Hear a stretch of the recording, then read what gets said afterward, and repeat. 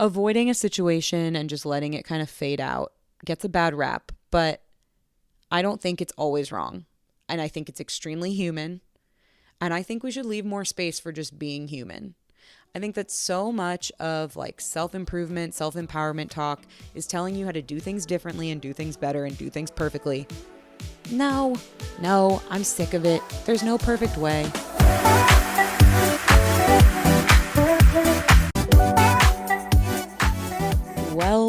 Well. Welcome back to Not For Everyone. This is your lover, Jess, and here we are again, you and me, just us. I have no clue what I'm going to talk about today. I have no clue. I literally just got off a call and started recording this. My room is barely set up for recording. Like, I'm probably not doing the best thing for our sound quality. Definitely not doing the best thing for like the content that is to follow. There's no plan. I've had such a chaotic day, a chaotic week, and I have not had time to do anything for this, but it had to get done. You know when you're in those moments where you're like, there's so much to do and I don't know how I'm going to do it all, but it's going to get done. That's how I feel anyway. I don't think there's ever been a time when I've completely not done something that was like due. I'm pretty good at deadlines. I'm pretty good at getting the shit done. It's not without tears. It's not without stress and anxiety and late nights and whatever else, but it gets done. So at some point, I think I decided in my life, like, there's only a certain level I'm allowed to stress about a really full plate and a really busy week because it'll get done. And that's what this episode is. It's getting done. Okay. Before getting into stuff about myself, because there's like lots that I could tell you about myself right now, but also I don't want to. I don't feel like it. At least not yet. So let's start with something from you and then we'll circle back.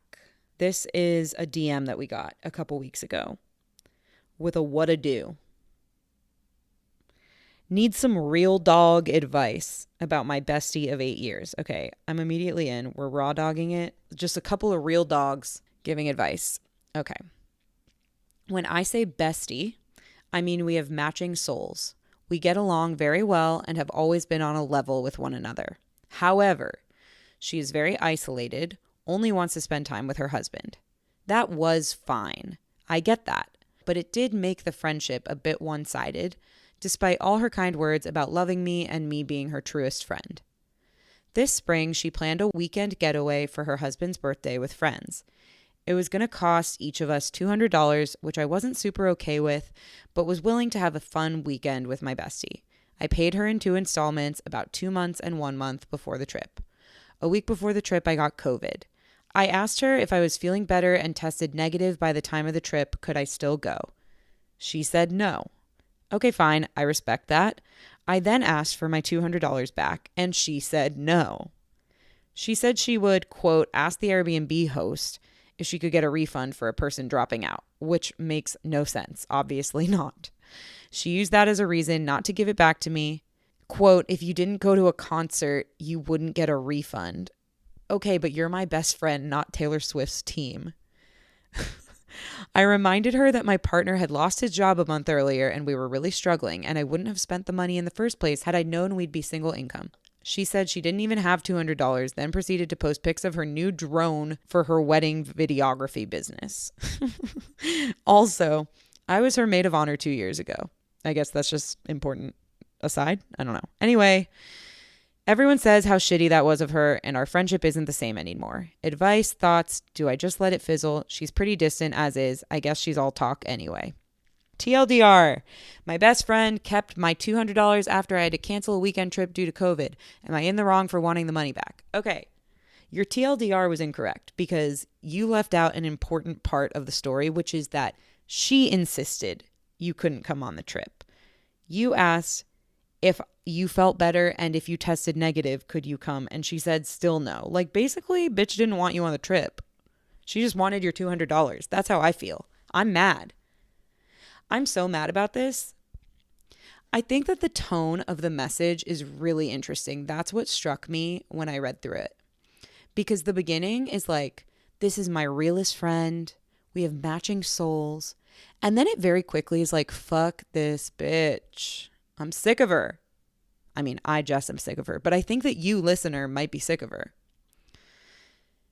It was just really funny how the tone changed. It very quickly went from like, this is my person to she's done all these things that just don't feel good. And I agree with you. They don't feel good. I don't think she's prioritizing your friendship in the same way that maybe she has in the past, but definitely you have in the past and maybe still kind of do. I've definitely had experiences like this where I have a friend who I've considered a ride or die. And I have all the proof points for why that is. I didn't just make that up. Like, we had a deep connection and they were there for me in moments when I needed them, and we had fun together, but we also connected on a deep level. Like, I've had many of those friends. I've been lucky to have many of those friends. And some of them over time have faded for various reasons. Some of them have faded in completely benign, kinder ways. Like, I can't really hold it against them. We were clearly growing apart, and so a fizzle happened. And I get it. There's no hard feelings. And probably if I called them or they called me, like, we'd pick up and be there for each other still. And then there are a couple outliers who fizzled out, but it wasn't really just a fizzle. It was like, oh, okay, we're going to make this hurtful along the way. We're going to make this harder for ourselves than it needs to be. And there's one I'm thinking of that, like, was a close friend. I would have described them the same way as this listener. Matching souls. We've always been on a level with each other. When that distancing started to happen with that friend, it was really painful for me. It didn't feel like there was a good reason why. And I kept trying. And I kept saying to myself, that's my soul twin flame, whatever the fuck the Gen Zs say. I was like, that's my person. And so I'm going to keep making excuses for them.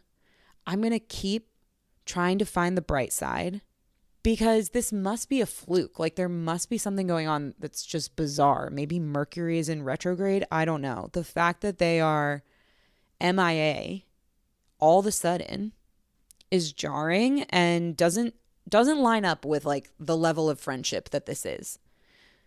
So I'm just going to look the other way. I'm just going to decide that maybe they're just being weird about this one thing, or maybe that's just because they have a partner now, similar to what the listener is talking about. And so I kept trying to be normal. I kept sending loving texts, checking in. I kept picking up their calls. When they called me and needed me, I was there. And when I needed them, they started to kind of not really show up in the same way. But I'd make excuses for that. And I'd say, that doesn't mean I need to be tit for tat. That doesn't mean I need to not be there for them. And this went on for a while, until that friend just kind of dropped off the face of the earth. And we haven't talked in years now. Somebody who was my person. I would have told you 3-4 years ago, that's my person. I think my point is that I have, like, a visceral reaction because of personal experiences that I've had. I have a visceral reaction to pure good friends who make excuses for others that they love and keep them on pedestals when they've proven why they should no longer be on that pedestal. I have a visceral reaction to it. I have a visceral reaction to a DM that starts talking about how this is, like, the love of their life, friend, partner, whoever you're talking about. And then the rest of the DM is, you know, completely batshit stuff that person's done. Like, that's not, you don't have to settle for that. And I'm saying that to you because I'm saying it to myself, because I've been there. You don't have to settle for that just because it's somebody you've known for so long, for 8 years. You don't have to settle for that just because you used to have a deep connection and a deep bond. And I'm not saying that's completely gone. It happened, it was real, and it probably still exists in your souls. I can even affirm for you, maybe you really do have matching souls. But the matching souls aren't making up for the day-to-day life differences and disrespectful interactions and lack of care and lack of empathy that this person's showing up with. A matching soul don't fix that. Assuming there's a matching soul. I mean, I would argue maybe the souls have changed. Maybe the souls were never matching in the first place. Maybe at certain times you worked for each other and now it's a certain time where you don't. That's something that a friend of mine told me when I was going through a breakup, actually. Was like, he was right for the time. It was right for the time. A person that I was in love with and that I felt I had a soul connection with, all of a sudden starts treating me differently, stops prioritizing me, stops considering me in his decision making about his own life. We break up. I'm heartbroken because I'm thinking about the person I met and what a soul connection there was. And one of my friends, Angela, she said, it was right for the time. You can have a soul connection and it doesn't last forever. You can have a soul connection and maybe it does last forever. I can't speak to what's happening with the souls. All I know is that a soul connection isn't enough, especially one that hasn't really felt like active recently. It's not enough to fall back on sometimes. If you don't feel seen by a person in your life who you clearly see so deeply, that's an imbalance that you don't have to put up with. I want to be clear that this is not about the $200. Although I am on your side in this, listener, I think it's ridiculous that she wouldn't refund you for that. And especially that she wouldn't just stand on business and say, like, I'm not refunding you because we counted on this money for the trip and that's just the decision I made. I still wouldn't like that, but at least she'd be standing on business. Instead, sorry, I'm using that phrase because it was said a lot on Love Island USA and I'm trying to be cool. So stand on business, okay? It would be different if she was standing on business. But instead, she's making excuses like, oh, let me check the Airbnb policies. Let me check with the host. Like, what the fuck? They don't care if you give your friend $200 back as long as they get paid the total amount. That makes no sense. So I don't like that this person is relying on excuses and not owning the decision they're making to short you a couple $100 because they wanted the money for this trip and they don't care that you can't come. I mean, I don't know how they would say that to you, but I just don't like that they're dancing around it as though you're an idiot. Like, excuse me, that's disrespectful. Somebody who you have a soul connection with, matching souls with, best friend on a new level that you've not experienced with others, like, shouldn't be treating you that way. They should have respect for your mental capacity to know that the Airbnb host has nothing to do with that. So it's not about $200. It's about how they're treating you.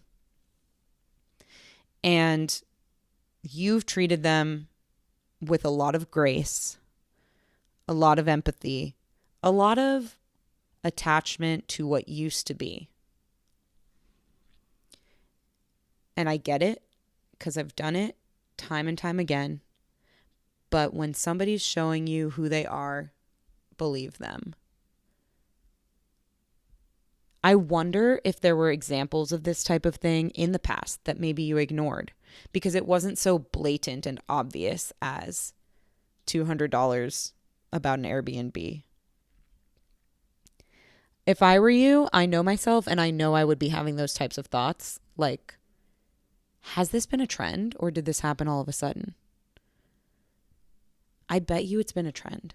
I think it's worth exploring. If it's something that's like really weighing on you,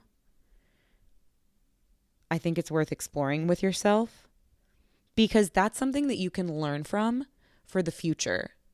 Like going back to that ex that I was talking about, that Angela told me it was right for the time. Sure, it was right for the time. I agree. But does that mean that whole time things were like perfect until they weren't? No, rarely is that the case. Things are usually like on a slope, on some sort of trajectory that's upward, downward. And then within the upward or downward trajectory, there's lots of little bumps up and down, up and down, up and down. Like think about the stock market. LOL, I'm editing right now. Hey, it's Jess. I'm editing right now. And of course, you knew it's Jess. Like, Jess is the only one talking. Okay. The point is, I'm editing and I'm cringing at me referencing the stock market and like not laughing at all. I know that it's not that weird, but I just feel like I'm a stonks bro. Does anybody say that anymore? Anyway, haha, I referenced the stock market in a conversation about relationships and I'm sorry. Okay, moving on. It is accurate. Like if you look it up, that's what they look like.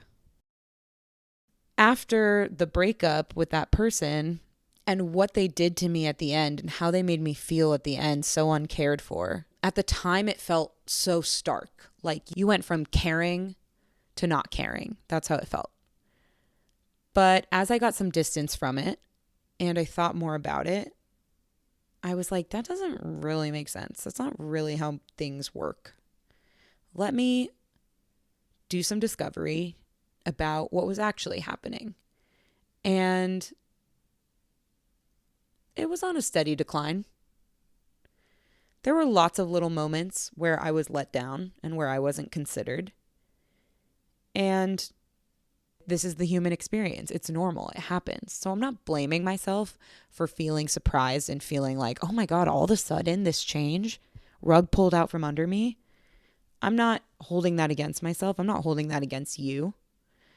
But I think with some time and space from this, you'll be able to see like a lot of other little red flags that you were probably ignoring about this friend. I mean, you even said she is very isolated, only wants to spend time with her husband.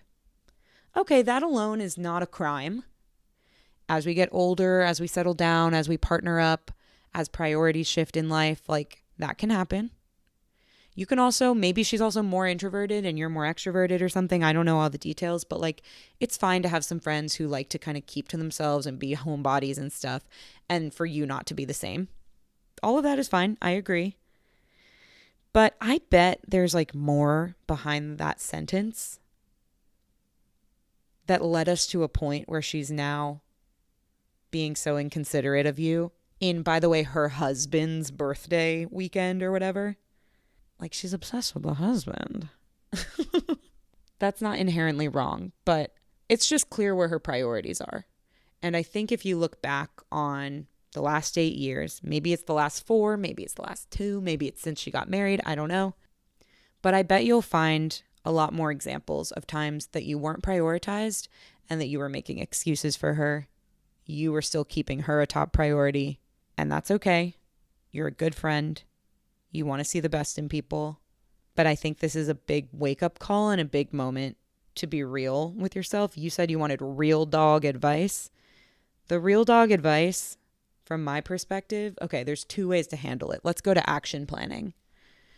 We just processed. Now we're going to action planning. There's 2 ways to handle something like this, right? There's only ever 2 ways. Let it fizzle. Don't say anything. Just kind of like avoid and fade. Which, by the way, I think it's a bad rap.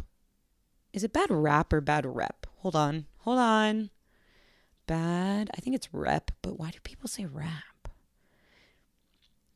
Bad rap is the original phrase meaning a bad or undeserved reputation. Bad rep, which contains the literal shortening of reputation, has historically been interpreted as a spelling error, but has seen usage enough to merit entry. Bad rap with a W, W-R-A-P, is considered wrong and is best saved for referring to wraps and tortillas. Oh my gosh, Merriam-Webster, you're fucking on one. That's hilarious, little joke writing. Okay, so it's bad rap. Anyway, avoiding a situation and just letting it kind of fade out gets a bad rap, but I don't think it's always wrong. And I think it's extremely human. And I think we should leave more space for just being human.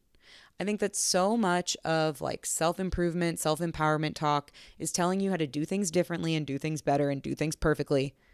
No, I'm sick of it. There's no perfect way. There's no perfect way. Just be human. If what feels right to you is that you don't have the capacity to deal with this head on and you just want to fade out, then do it. You're not a bad person. You're not a bad person. You've tried already so much to give allowances to this person in this relationship. You're done. So you could fade, and there's nothing wrong with that. I feel like everybody is so therapied and so into direct communication that they just want to tell you, oh, talk to her about it. You don't want to ghost. I'm sorry, sometimes there are reasons for handling it in a different way. That being said, I don't know what kind of person you are, and you could be a person who actually prefers to have a conversation and get that closure and be direct and hear the other person's side. And that is equally fine to do. I think that you have a lot of ground to stand on. It's editing, Jess, again. I should have said business to stand on. In a conversation with this friend to say, hey, over this past whatever amount of time, I have felt deprioritized by you. I get that life has moved on and you're married and you have other priorities, as do I. But I see you as someone who is really important to me, a really close friend, someone who gets me, and I've felt really unseen by you for someone who I thought sees me and prioritizes me. And here's an example, a good example is the situation with the Airbnb. It's not even about the $200, even if it is about the $200, which I know it kind of is because you said you and your partner are struggling right now, and I'm really sorry to hear that. So it can very much be about the $200, like somewhere in there, and there's nothing wrong with that. Money's vital, whether we like it or not. But it's almost more like in the way that you communicate with her about it, I don't think you should make it as much about the financial strain, because she also feels financial strain in that like now there's $200 to make up in this Airbnb. I'm not saying she's right. I'm just saying you are fighting fire with fire, like two financial strains on either side, two halves of a similar coin. You're not going to get very far with that. And at the end of the day, that's more of like a logistical responsibility type of thing. And I don't trust how she's going to deal with that conversation with you.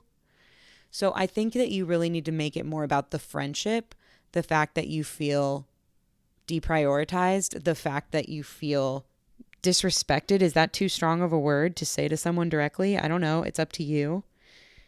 Not considered. Feeling like she's not being considerate, and you would expect more of the type of friendship that you have. And if the roles were reversed, you would not be putting her in a similar situation. I think there's a conversation that could be had if you want to have it. If you have the conversation, and this is why so many of us choose the path of least resistance that I was talking about, the avoidant, let's just let it fizzle path, which again, there's nothing wrong with. I do it a lot. The reason is because if you choose the conversation path, then you have to be prepared for that not to go well, that not to go the way that you envision it. You have to be prepared for any variety of answers and responses to you bringing this up. It's much easier to just avoid it and let it fizzle. And maybe you lost a friend, but you don't have to deal with their bullshit versus trying to have a conversation, still losing a friend, and in the process, like having a confrontation, having an argument. I'm pretty conflict averse, and I get it. I don't like that. I want to be able to control like as many elements as I can. And if I can't, then I'll probably avoid it. Not with everyone, I'm actually really good with my partner, with Ryan, of just having the direct conversation. He makes me feel safe to do that. But there's a lot of times where that doesn't feel safe or that doesn't feel like the right thing. And you are totally allowed to go a different path and not have the direct conversation. But if you have it, be prepared for any sort of response on the other side. Responses that you don't like, things that are even more hurtful from her, blame being put on you. It could be a number of things. It doesn't make it bad to do. I respect you a lot if you can face that. But if you can't, I still respect you because you know what you need and what you're capable of and what you have capacity for, and you are dignifying that. Did this help? I'm so mad. This is actually a good segue for me to talk about myself. I didn't feel like talking about myself at the beginning of the episode. Now I feel I have a little more energy. Now that I've dealt with someone else's problems, I can take a look inward. No, I wrote down a few weeks ago. It was my birthday. Haha. Birthday month just ended. July 16th is my birthday. I'm a Cancer. As if we didn't already know that, because I'm highly emotional, like the water. Yeah, so it was my birthday, and I was really spoiled for like a whole week, probably 2, probably the month. Like, I do birthday month, sue me. It's fun. You only live once. I'm 33. It's not a special birthday, but I made it special. And so did so many of my people, my friends, my boyfriend, my sister came to visit. It was a really great time. And it had me thinking about friend groups because I had a whole like, let's all go out friend group gathering for one of the nights for my birthday. And I looked around the room and it was so nice because I have all these friends from all different parts of my life. And I really just had a moment of like deep appreciation for where I've picked up all these different people over the years and how they all show up for me, how they all show up for each other. Like they've all become friends. We've talked about this a little bit. We had an episode that was the second half of the title was like building a solid friend group.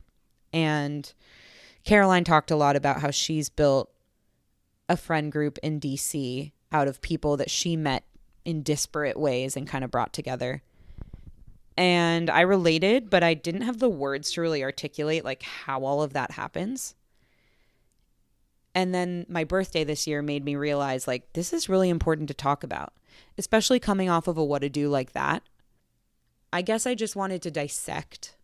I think the word friend group, the phrase friend group, gets misconstrued. Like people hear big group of friends and they assume that it's all people who have been friends since high school or all people who have been friends since college or all people who have been friends from this one job. And I think it is rarely that. I think friend groups are usually cobbled together over the years and people come in and out. And I just think that it's misconstrued. Like we learn about friendship when we're younger. And because we're only in one environment, Caroline and I went to K through 12 school. She joined in like second grade, but either way, we were at the same school for most of our upbringing. So friend groups form, really cliques form. And you're like, okay, this is a friend group. It formed at my school. They all go to this school. And I think like our definition of friend groups, that's when we learn what a friend group is.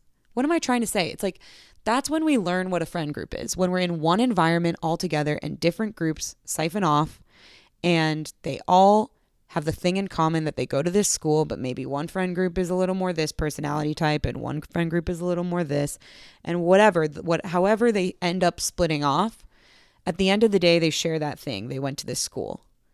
And then we get older and people go their separate ways. They move to different places or they go to different schools. And friend groups start to take on new meaning. Instead of being my group of friends from this one school, it starts to be, okay, I have my high school friends and now I have my college friends. And then maybe you're lucky and one of your high school friends visits you at college and they start to befriend your college friends. And then you all graduate and you move into your apartments in a city when you're 22. And A couple of your college friends are there. A couple of your high school friends are there. You sign up for a sports league, or in my case, a karaoke league, and you pick up another one, and then they start to hang out. This might seem so obvious. This is so obvious. But at the same time, I think that there's a tendency to think about friend groups and think it's so simple. Like the friend group just started and never stopped. And I looked around at my birthday and I saw a friend from high school, 2 friends from college, 2 friends of a friend, one of my college friends. I've now become close friends with her friends from law school. My boyfriend who I met on Hinge. My sister. A friend who worked with one of my best friends who doesn't even live here, but through that person, I am now friends with this person. Like, that's what my friend group is in Chicago. It's cobbled together. We don't all share similar experiences and similar histories. Some of us do. But it's all been brought together and it works. Does that mean everybody is super tight the way that you think of like a friend group in high school where there's like everyone's best friends and they do everything together and there's a group text and everybody's in it and it's big drama if you're not in it and it's big drama if you get left out of something? It's not like that. It's like there's stronger and weaker connections within the group. There's not really like one cliquey group text, or we don't do everything all together all the time. But it's still a friend group. It's my friend group. Do they consider themselves a friend group? Maybe, maybe not. But I do. It's my friend group.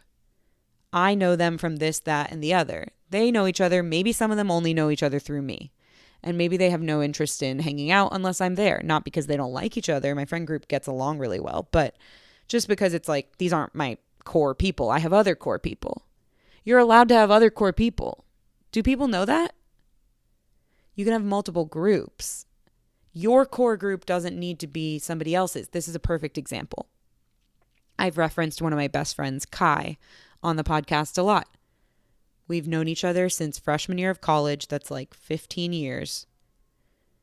She is my soul sister in so many ways. We've been through so many phases of life together. I love her. And she seamlessly and effortlessly fits into my friend group. She's a big part of my friend group. But she, being my best friend and being a big part of my friend group and getting along with all my other people, she has a separate friend group. There's some overlap. It's like a Venn diagram. There's some overlap, but there's a lot of people who I know and I like, and she would probably say the same about me, that Jess is my best friend who fits well within my friend group, but her friend group is different than mine. Like the makeup of it is different. Swap out a few people, add in some people. And I think that that's really important for people to know when they're in their 20s and they're moving somewhere new and they're trying to figure out their friends. Or maybe when they're in their 30s and some friends have moved to the suburbs and some friends have gotten married and had kids and some friends are, obsessed with their partner and don't want to hang out as much. What you should know and remember about forming a friend group, if that is something that you want, what you should remember is that that friend group is yours and only yours, because that is just how it works over time as you collect more and more people from your individual experiences. The expectation that everyone in your friend group should be equally invested in the same friend group, and that's the group, and you do everything together, and there's not like separate groups in the Venn diagram of all of you coming together. It's an unrealistic expectation. And I actually think it's at the root of a lot of disappointment in friendships in your adulthood. Because we're used to the friend group in high school, the friend group in college. There's not a lot of variation. But when you get older, that's not possible. And I've just seen people expect things of their friends that can't exist in this new way. I'm trying to think of an example. Invites to weddings or invites to events. I think that there are some people out there who are very attached to a friend group that they've had for a really long time. And maybe it's a high school friend group. Let's give them names. Okay, there's someone named Kelly. And Kelly, sweet, sweet Kelly, her closest group of friends is a group of 8 girls from high school. And they've all kept in touch over the years, and Kelly still feels it as a group. But there's varying levels of investment in the group from different people. So let's say that Mary is getting married. Mary doesn't feel as tight with a couple of the girls in the group as Kelly does. Kelly feels this is our group. It's always been our group. I still talk to everyone. I still use the group chat. When I have my birthday, I invite this whole group and they hang out and have fun together and it's fine. But Mary, while she gets along with everyone and she's happy to keep in touch with everyone, she doesn't think that a couple of the girls are really like her closest friends who she wants to include in her wedding. They have not stayed as tight as Kelly feels they have stayed. Kelly takes this as a personal attack. Kelly gets really mad and disappointed with Mary for not including Steph and Ash in her wedding. Let's add another layer. Maybe Steph and Ash don't even fucking care. Maybe they are very clear that their relationship with Mary is not as tight and it's never been a problem and they didn't expect to be invited to the wedding and it's all good. They have no problem. But Kelly, for some reason, is so frustrated that everyone in the friend group is not going to be at the wedding. Kelly girl, your friend group is not Mary's friend group, is not Ash's friend group, is not Steph's friend group. There might be overlap. There's a big Venn diagram going on. But you can't assume that because these are your priority people, that they all feel the same about each other. This is a super simple, basic, watered down example because I can't think of a real life example. I don't want to sell anyone out. No, this really doesn't happen in my friend group. I'm really lucky, but I know it happens in others from just talking to people and from some of the DMs we get. And it really frustrates me. And looking around at my birthday and seeing how I've cobbled together my friend group and how it is uniquely mine felt like a profound realization that I wanted to share to hopefully help some folks either deal with this type of thing themselves or maybe communicate to another friend or to a sibling or something like that who's going through this type of challenge and this struggle in understanding how it would be possible that their friend group is different from their best friend's group. Maybe this can help facilitate that conversation because I do think it's something that people spend a lot of emotional energy on. Spinning and spinning about why did they do this and why aren't they as close and why isn't this person invited and la, la, la, la, la. And you have to step outside of your own experience and remind yourself that not everybody's friend group is your friend group. Not everybody's relationship is the same as the one that you have with that person. I think there's something to be celebrated about the individual cobbled together friend group that is uniquely yours. So if you can let go of these attachments that you've formed and held on to that are outdated, it's really outdated attachments that are causing you more stress than good, I think you can find the beauty in the new way. Speaking of my birthday, I'm going to share a quick story that was really funny on my actual birthday. So I took a couple days off of work for my birthday because it was on a Tuesday. And on that Tuesday, Ryan, my boyfriend, planned a date day for us.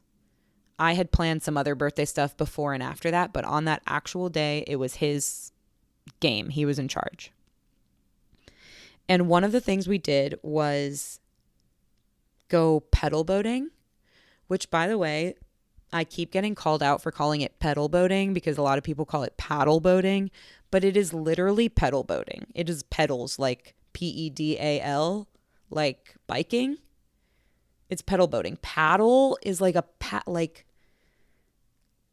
that's like when you're canoeing. Okay? It's pedal boating.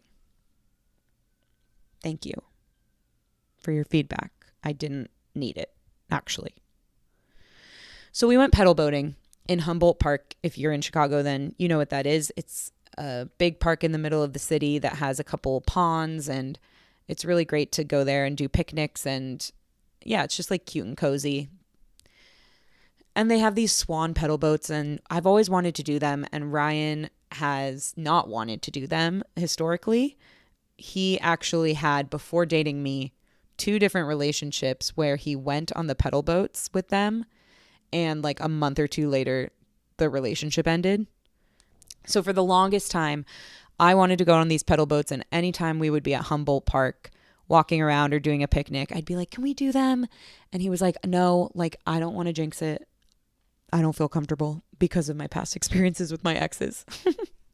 Such a specific, funny thing that is so him. But this time he brought me there and surprised me and took me on the pedal boats. And he was like, I feel secure enough. We can do this. I think he was stressed out. I think it was stressful for him. That was a big decision. I took it as a big gesture. And it was really fun. I pedaled not one bit. He just pedaled us around, which, as it should be. And so we're pedaling around this little pond, and there's like a dock on the right side, and there seems to be like a class field trip or a summer camp field trip or something. A bunch of little kids standing there and looking at the ducks and feeding them and whatever. And all of a sudden I hear this kid who's probably like somewhere in the 8 to 12 range. I'm really bad at guessing kids' ages, and especially because he was like far away from us on the dock. I can't tell you. Is it important to the story? Not that much, but I feel like details add context, and I wish I could give you his age. I don't know how to tell a kid's age from that distance. So this kid's yelling to us, and I eventually realized it, and I was like, Ryan, stop pedaling. He's saying something to us. I was worried that like something was wrong. And so we stop, and it gets quiet, and he goes, he likes you. This little kid is yelling to me that Ryan likes me for pedaling our pedal boat on his own, which was very cute. And Ryan was like, I do. And it was adorable. Little kid moment. We love to see it. So we keep going around the lake and pedaling around. And then he's yelling something else. And we stopped again to hear what he was saying. And I swear to you, this little kid was yelling, let him hit it from the back. Back shots. Do back shots. I did stand up on the pedal boat and pretend to get in formation for that. For just a split second. Not really. I didn't want to do that in front of the child, but I joked to Ryan that I was going to stand up and do it. Or like let him do it. Whatever. You get it. You can picture it. We weren't going to be balanced. It wasn't a joke that I could execute on. But it was so funny. This little kid yelling at us. It started so sweet. He likes you. And then it was like, let him hit it. But true. All right. We got another DM that I wanted to cover. I need some advice about a breakup. 3 months ago, I was dating a guy and we went to a festival together on a Saturday. That Monday, he sent me a text that said, I need a break from the relationship. I asked what went wrong and why he didn't say anything the day before. He said everything was great, but talked to his friend and came to the decision. I recently heard the phrase on TikTok, if he wanted to, he would. I'm curious on what you think about this phrase. If he wanted to buy you flowers, he would have. If he wanted to remove you from his life, he would have. How do you know if someone is genuine about you? They tell you they love you and they buy you flowers, but also remove you from their life without a second thought. I don't think I'm explaining it correctly, but hopefully it makes sense. It makes sense. It makes sense, my dude. And I'm really sorry this happened. I guess it would be nice to have more context on like how long you were with this person and kind of other things about them and the relationship. But I think the question about if he wanted to, he would is a good one. And it's one that I'm constantly going back and forth on in my head. I've definitely heard that phrase for years. I've heard that phrase. And it's actually probably the reason, that very phrase is probably part of the reason that I deleted TikTok a couple years ago when I was still single and it was kind of mid-pandemic and everyone was really obsessed with TikTok. which I know people are still obsessed with TikTok, but I can't do it because I got so like swallowed up by dating content and dating advice on TikTok. But that being said, I've gone back and forth on if he wanted to, he would for a long time. It was really like harmful to me when I was single and dating because there were situations where I felt like, well, he wanted to before and he doesn't want to anymore. This is kind of what I was saying earlier in the episode. Like he wanted to and then he didn't want to. So what's that mean? Because he was doing the things for a while. And that's what this person's saying. He was doing the things for a while. And then he just changed his mind. So he wanted to and then he doesn't want to anymore. Like I'm confused. And it's these very examples. And these are very common examples. Like this happens a lot. Where phrases like that are really unhelpful because you just want to be able to make it binary and be able to like fit into one or the other. Just fit in a box. And it's way more colorful and nuanced and like serrated. Is that a thing? So while I do think in general, if he wanted to, he would, makes a good point. Like I think it's helpful when someone's actually doing the nice things and pursuing you and showing interest in you. I think it's actually really helpful to tell yourself if he wanted to, he would, when he is. Because a lot of the times, at least for me, I've had experiences where I don't know what's real. Like this person saying, well, how do you know what's genuine? And like, I would often second guess gestures that people were doing for me. I'll use my boyfriend as an example. Our first Valentine's Day, we weren't really defined as to what our relationship was, but we had been seeing each other exclusively for a few months.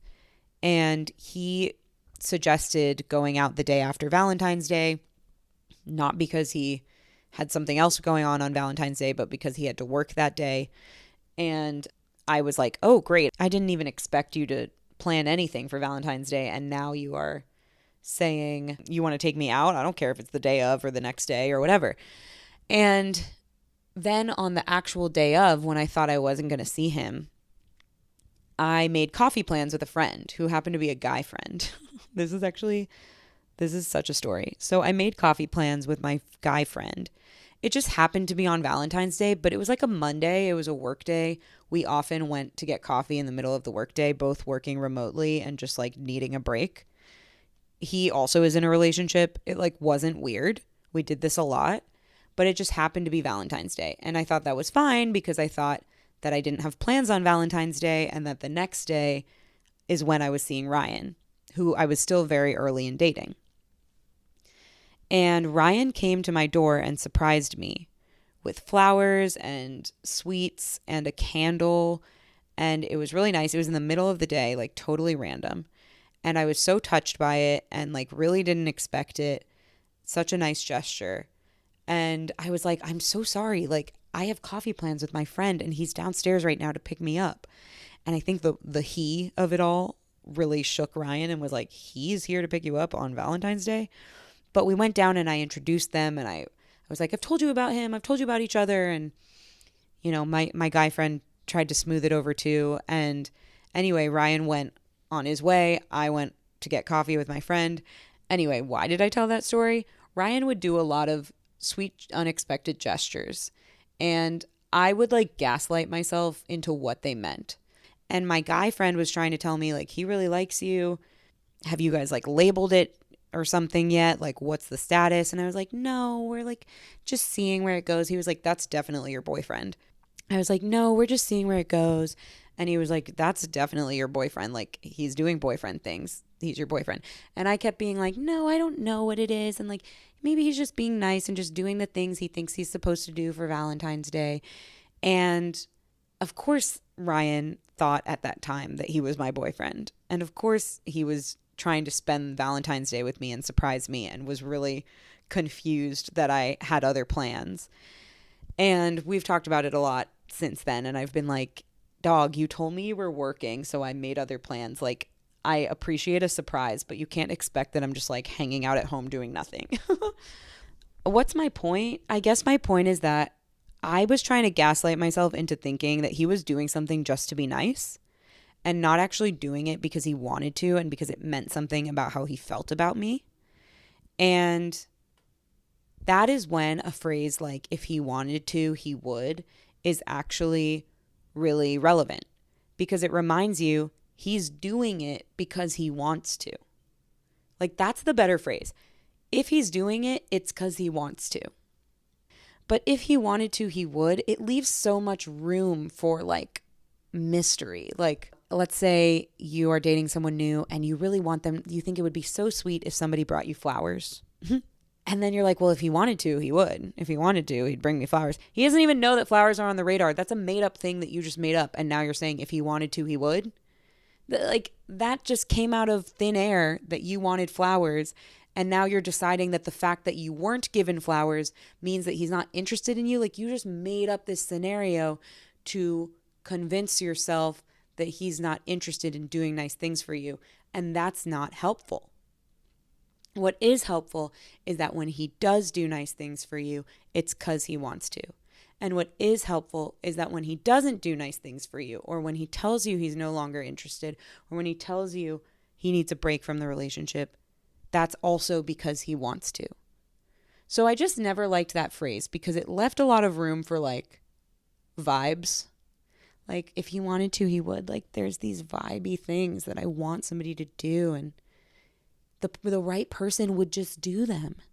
And it's like, maybe to a degree, sure, but it's really more about the actions that are actually happening, not the made up, make believe, pretend actions that you dream of and that the right person would just do them. No, it's the actions they're actually doing.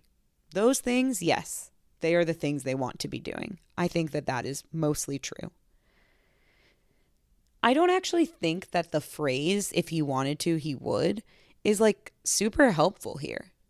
Because it is one of those situations like I was talking about of like, he wanted to for a time and now he doesn't want to anymore.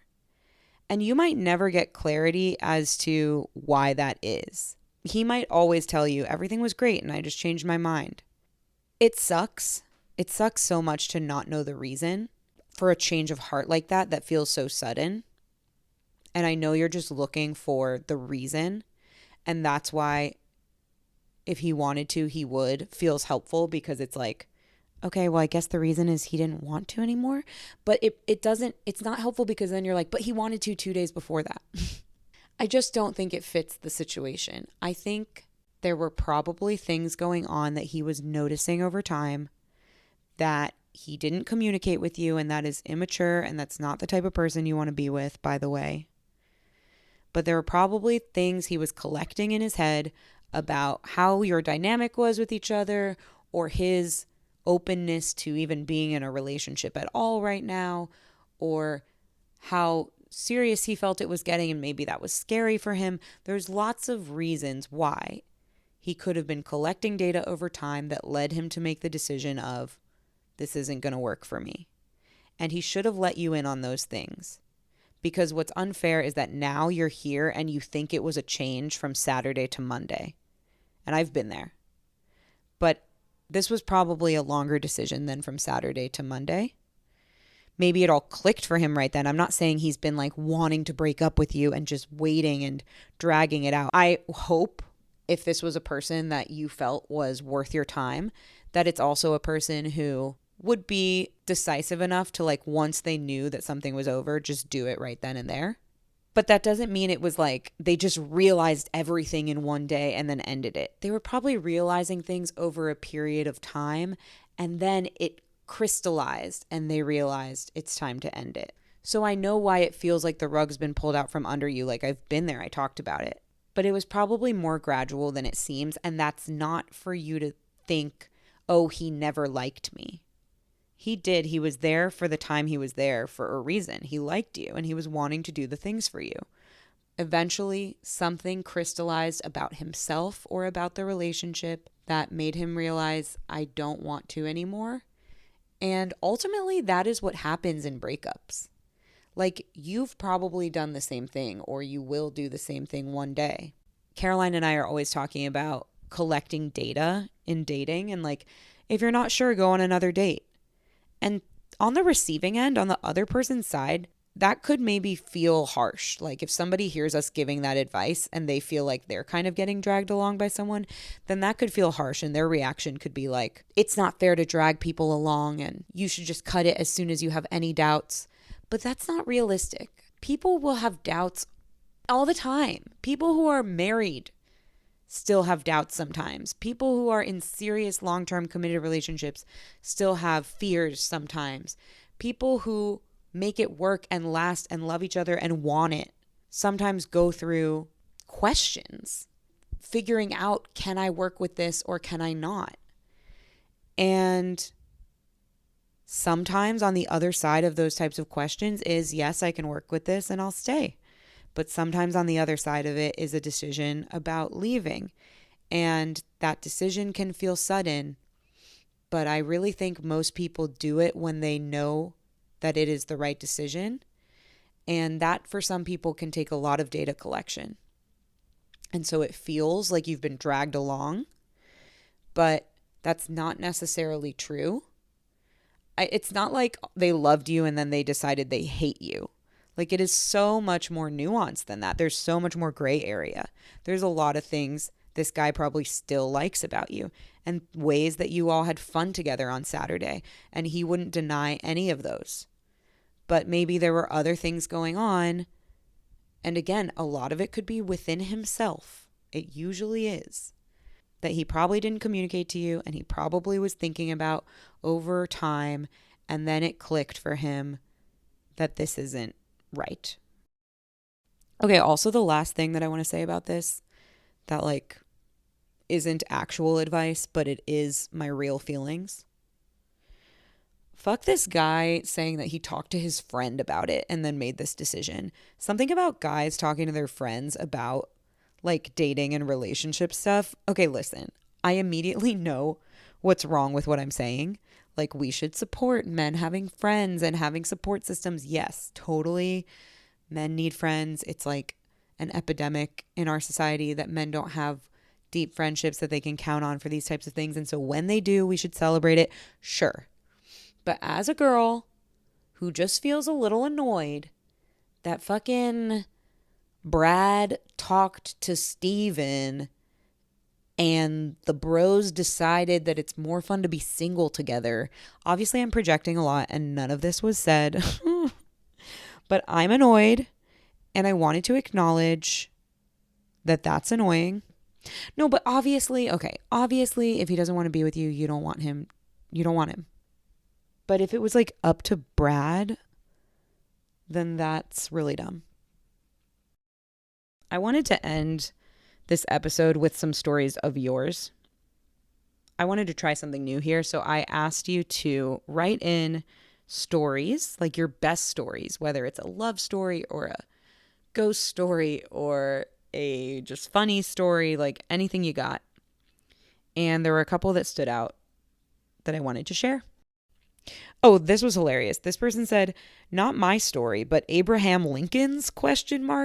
You should look at what happened the day he was shot. He wasn't killed instantly. He was still alive for several days, and they kept carrying his body around town trying to find a place for him to recover. Absolutely fascinating." Dog, I'm going to tell you something. That was hilarious to me, but I don't know that I'm interested in further reading up on it. The fact that I asked you for your stories and you said Abraham Lincoln's story, I don't know what you're trying to tell me. I don't know what you're saying, but I won't be looking at Abraham Lincoln's story beyond what you've written here. Thank you. Thank you. Okay, this one was like emotional and nice and deep. Okay. My best story. When I was 11, I liked doing the paperworks for my parents, like organizing all the letters they received, taxes, pay slips, stuff like that, to the folder they belonged. I could always go to the place where these letters were, but once my mom forgot to put away my birth certificate. There I read name of father, and the name on the paper was not the name of the man that lived with us and who I thought was my father. Shocked and overwhelmed, I decided not to tell. So for 2 years, until I was 13, I kept it a secret, and it was weird and funny to see how everyone in the family played a role because they all knew. They even said things like, you have so much in common because he is your father, he's genetic. So basically she's saying, like, in these 2 years where she suspected that her, quote, father was not actually her father, she kept it to herself, and she would notice her family, like, overcompensating. One day, the tax consultant came to our home. I stayed in the living room while they were talking, and all of a sudden he asked my parents, the father of the child, is he still paying? My father instantly turned white and was in deep shock. Later, I learned that they missed the moment to tell me because I was so little when they met. They couldn't find the right way. And the longer it went on, the more afraid he became that I would abandon my relationship with him if I knew. I learned from that family is more than blood. It is bonding, because that man is really my father. I'm getting goosebumps. And the real one I met when I was 18 and couldn't have less connection to that person. I'm not sure why I was silent for 2 years, keeping it a secret. I guess I didn't want to change anything I had. So nice, I could cry. I'm really touched by those types of stories. I'm really touched by, like, adoption stories and foster care stories, and yeah, people being raised by people that aren't their biological parents, and, like, the connection that can form. I don't think I've shared this on the podcast, but I know I've talked about not wanting kids, and that's something that I feel more assured about by the day, but still something to continue to, like, process, I guess, because it's just a less common experience and there's lots of factors to be considered. But in general, I feel pretty solid that I don't want kids. But something that I have always kept in the back of my mind as something that I probably won't do, but if something changes about my decision to not have kids, and, like, later on in my life, I realize, you know what, I actually do really want the experience of being a parent, I feel like adoption calls to me more than biological parenting and giving birth and being pregnant and all those things that I know a lot of people really want and really want those experiences, and I want those people to have it for themselves. But for me, I feel like I don't want kids, but if that changes for some reason, I would be really happy about the prospect of adopting. And I feel like these stories just remind me of that. Like, it is such a special, wild, like, unknown and untapped and less talked about option. And there's so many kids who need good homes, and I just love this story. I just thought it's a really important one to share. Maybe if someone else is thinking about adopting or is adopted and is grappling with the relationship between themselves and their biological parents versus their adopted parents. Like, there's so many ways that a family can look. And I love what this person said at the end. Like, family is more than blood. It's bonding. I mean, I feel that way about my friends who feel like family. Yeah, so this story was sweet. And it felt like the best way to conclude this love letter. Okay, this was a good one, I think. I think it was good. So if you want more Not For Everyone, follow us on Instagram at not4everyonepod. I've been trying out a lot of different new types of content on there, so would really appreciate your support. You can find me on Instagram at Jess DeBakey. You can watch Caroline's YouTube channel, Caroline Winkler, and you can watch our YouTube channel, all of our episodes, including our solo episodes as of now. A new addition to our YouTube is that we're doing little cute videos for our solo episodes, not just for our together episodes. So you can watch almost everything that we've ever done on YouTube. I feel like my voice keeps cracking. I feel like it's time for me to go. Your lover here signing out. Kisses. LOL. Caroline just texted me and asked if an episode is going up this Thursday. It depends on if you think this counts or not.